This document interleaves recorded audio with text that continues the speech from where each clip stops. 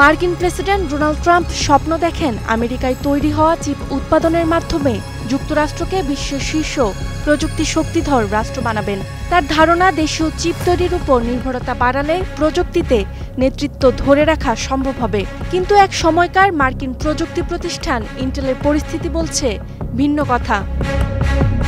বিশ্বের দ্বিতীয় সর্বোচ্চ বাজার মূলধনের কোম্পানিটির মূল্য এখন মাত্র $100 বিলিয়ন। নেই বিশ্বের শীর্ষ 15টি চিপ নির্মাতা প্রতিষ্ঠানের তালিকাতেও।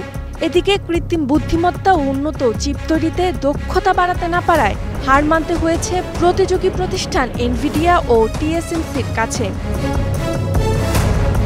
বিশেষজ্ঞরা বলছেন, ঘরোয়া চিপ নীতি অনুযায়ী দেশীয় উৎপাদন বাড়ানোর পাশাপাশি আমদানিতে শুল্ক বসানো হলে ইন্টেলের পতন কিছুটা কমতে পারে।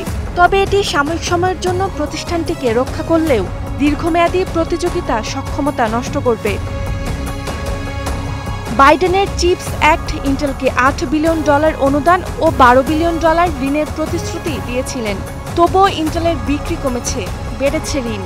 বিশ্লেষকদের মতে, ঘুরে দাঁড়াতে আগামী কয়েক বছরে ইন্টেলকে $50 বিলিয়ন বেশি বিনিয়োগ করতে হবে। তবুও সফলতার নিশ্চয়তা নেই। বিশ্লেষকরা মনে করছেন, শুধু ঘরোয়া নীতি বা শুল্ক আরোপ দিয়ে ইন্টেলকে বাঁচানো সম্ভব নয়। স্থানীয় চিপ খাতকে শক্তিশালী করতে প্রয়োজন দক্ষ শ্রমিক, আধুনিক যন্ত্রপাতি ও বৈশ্বিক সহযোগিতা। এমন পরিস্থিতিতে ইন্টেলের পতন শুধু একটি কোম্পানির নয়, যুক্তরাষ্ট্রের চিপ শিল্প ও প্রযুক্তি প্রতিযোগিতার জন্য গুরুত্বপূর্ণ সতর্কবার্তা। ইন্টেল থেকে শিক্ষা নেওয়া ছাড়া আমেরিকার ঘরোয়া চিপ নীতির কল্পনাকে বাস্তবে রূপ দিতে পারবে না বলে মত বিশ্লেষকদের। Roksana Rimi, star news.